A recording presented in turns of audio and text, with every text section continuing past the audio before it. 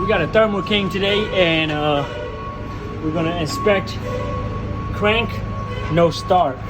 So see what's going on. Sometimes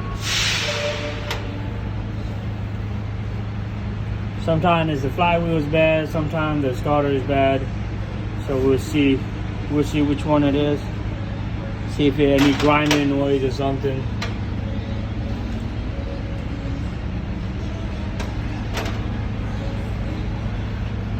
This is the starter, and the flywheel will be right here somewhere.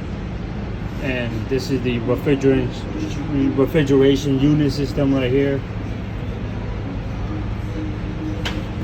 So if it's grinding really bad, you want to turn it off immediately, because you don't want to damage the starter or the flywheel.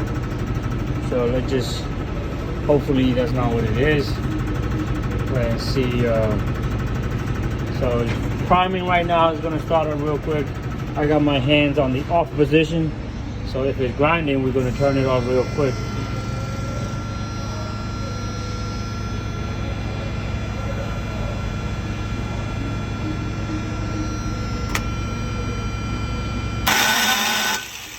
So I just turn it off because it's just going to grind here.